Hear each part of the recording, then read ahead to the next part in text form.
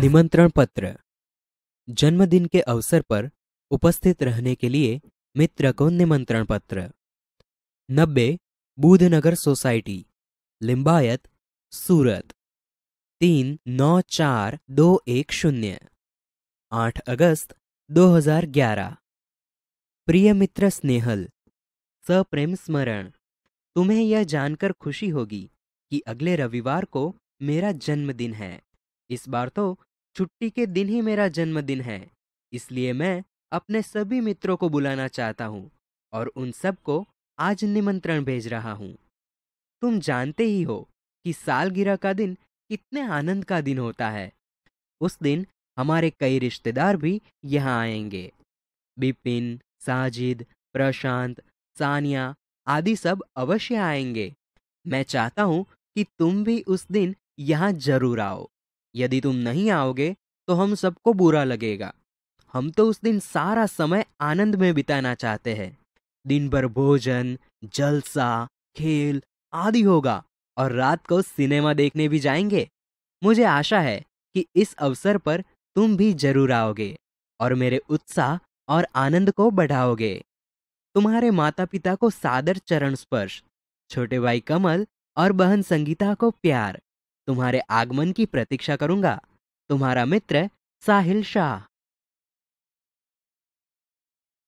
बधाई पत्र।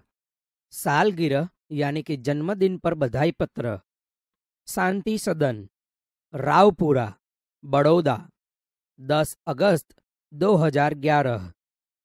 प्रिय मित्र साहिल, सप्रेम स्मरण। कल ही तुम्हारा पत्र मिला तो हम सब बहुत खुश हुए। हमें तुम्हारी सालगिरह का निमंत्रण भी मिला और यह जानकर विशेष प्रसन्नता हुई कि कल ही तुम्हारी सालगिरह है।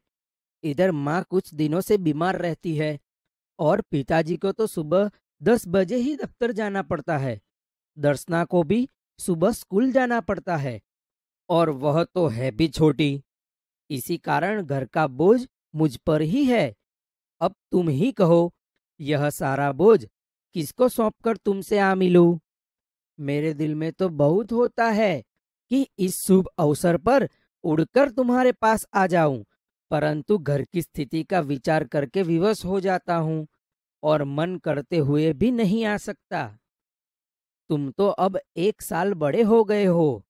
इस अवसर पर मैं तुम्हें बधाई क्यों न दूं? मैं तो चाहता हूं कि बार बार तुम्हारी सालगिरह आया करे और हमें खुशियां मनाने का मौका मिले।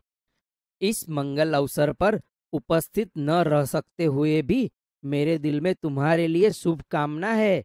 मैं चाहता हूं कि ईश्वर तुम्हें चिरंजीव रखे और तुम्हारा नया वर्ष शुभदायी हो। तुम्हारा मित्र स्नेहल। आश्वासन पत्र।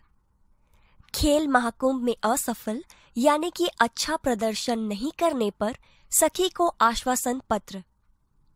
मातृछाया, स्टेशन रोड, कालूपुर, अहमदाबाद, 17 नवंबर 2011। प्रिय सखी जागृति, सप्रेम स्मृति। आज तुम्हारे पिताजी से फोन द्वारा पता चला कि तुम खेल महाकुंभ में चक्र फेंक प्रतियोगिता में असफल रही हो। इस समाचार से मुझे बहुत दुख हुआ कि तुम्हारा इस प्रतियोगिता में प्रदर्शन अच्छा नहीं रहा। हमने तुमसे बहुत आशा लगा रखी थी कि तुम जिले में प्रथम आओगी। प्रिय सखी, खेल में हमेशा जीतना ही महत्वपूर्ण नहीं होता।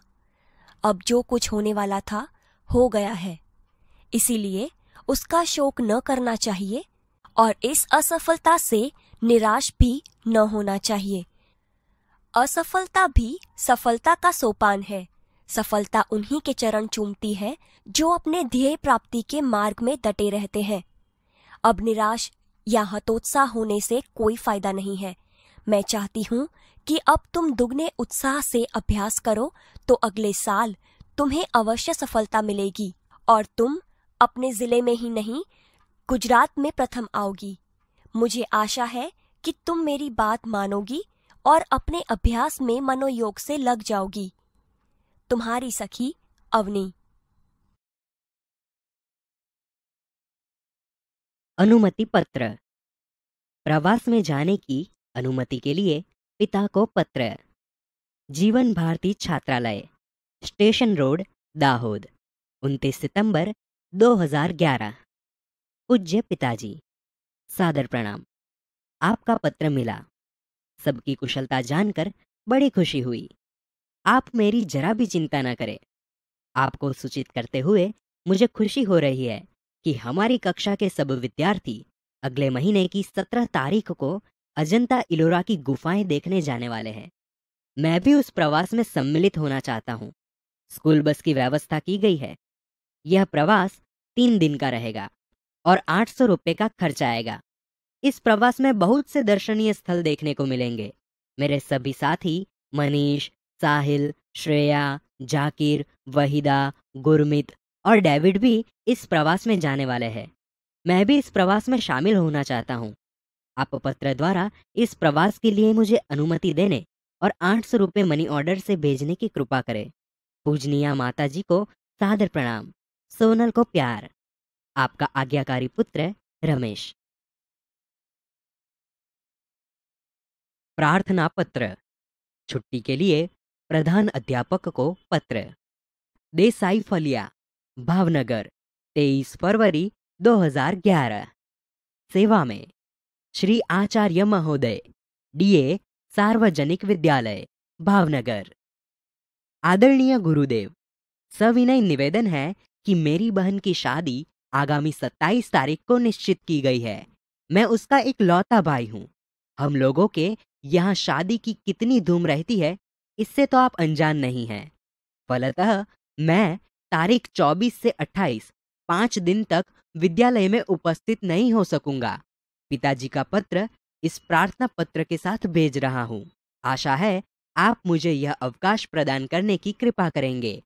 इसके लिए मैं सदैव आपका कृतज्ञ रहूंगा। आपका आज्ञाकारी छात्र मनोज पटेल।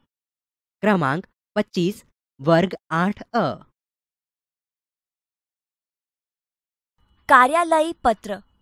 स्वास्थ्य अधिकारी को गंदगी के बारे में शिकायती पत्र। तारीख 20 मई 2011। सेवा में स्वास्थ्य अधिकारी महोदय, महानगर पालिका, बड़ौदा।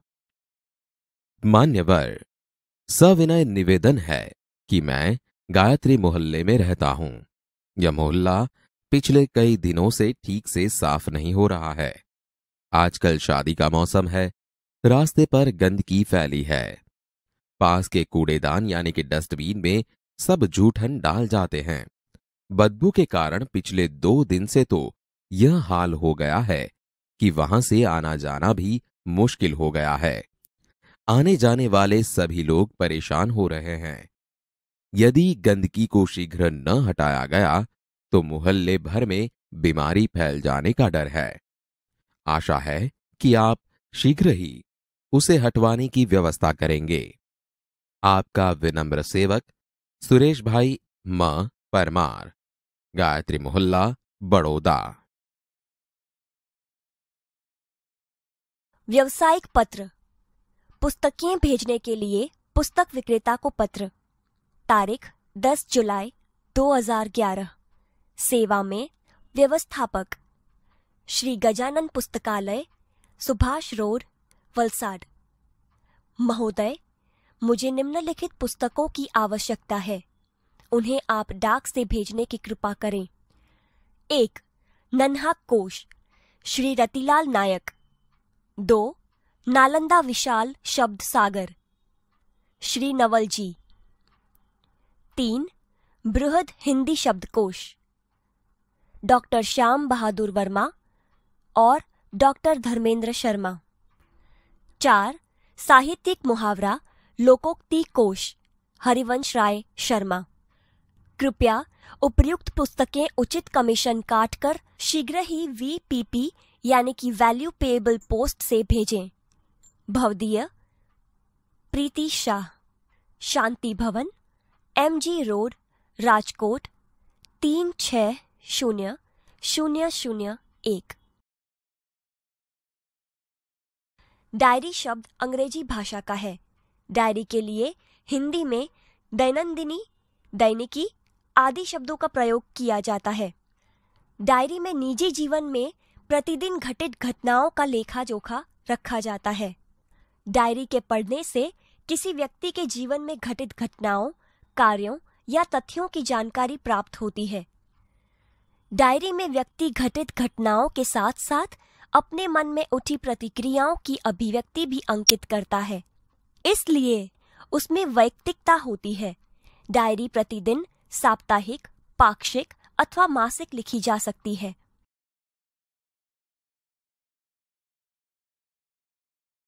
डायरी लेखन की विशेषताएं। डायरी लेखन में निम्नलिखित गुण होने आवश्यक हैं। क, डायरी लेखन में क्रमबद्धता हो।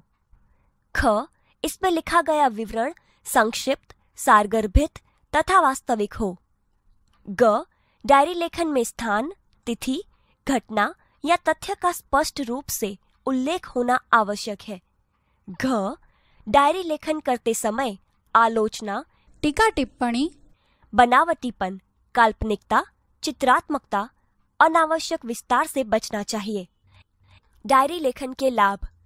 क, इससे जीवन में घटी घटनाओं की जानकारी प्राप्त होती है। ख, डायरी में तथ्यों का उल्लेख रहता है, इसी कारण व्यक्ति दिन भर जो अच्छे बुरे काम करता है उसका उल्लेख भी रहता है। इससे शनेह शनेह बुराइयों से बचा जा सकता है। ग, डायरी ही ऐसा दस्तावेज है जिसे पढ़कर किसी व्यक्ति के जीवन के पिछले अनुभवों तथा घटनाओं की जानकारी उसी व्यक्ति के शब्दों में प्राप्त की जा सकती है।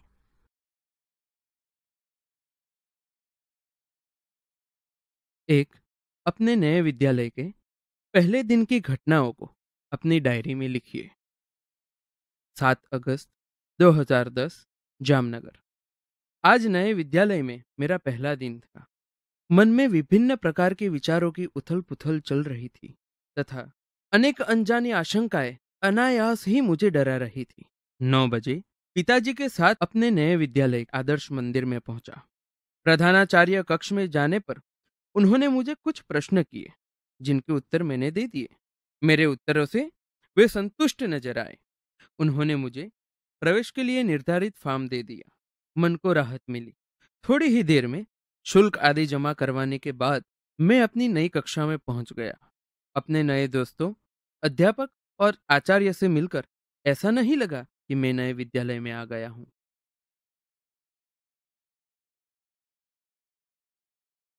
2, वार्षिक परीक्षा के एक दिन पूर्व के अनुभव को अपनी डायरी में लिखिए। 5 अप्रैल 2012, राजकोट।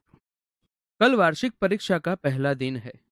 रात्रि के 1 बज गए हैं, परंतु नींद नहीं आ रही। कल विज्ञान और टेक्नोलॉजी विषय की परीक्षा है। यद्यपि सब कुछ दोहरा लिया है, तथापि मन में अजीब सा भय है। अचानक पिताजी मेरे कमरे में आए। मुझे जगा हुआ देखकर ढाढ़स बंधाया और बिस्तर पर लेट जाने को कहा। बत्ती बंद कर दी। बिस्तर पर पड़े पड़े भी नींद नहीं आ रही।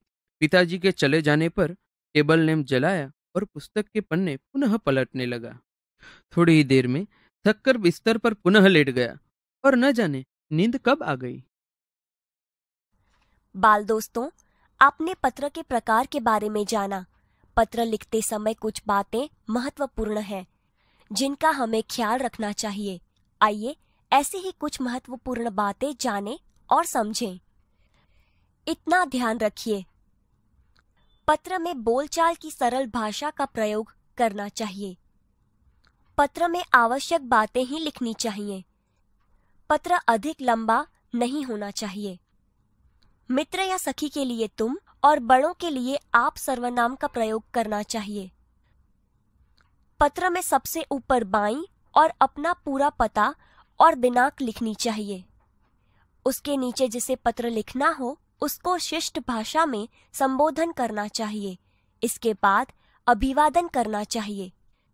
इसके बाद पत्र के क्लेवर में मुख्य विषय को अभिव्यक्त करना चाहिए।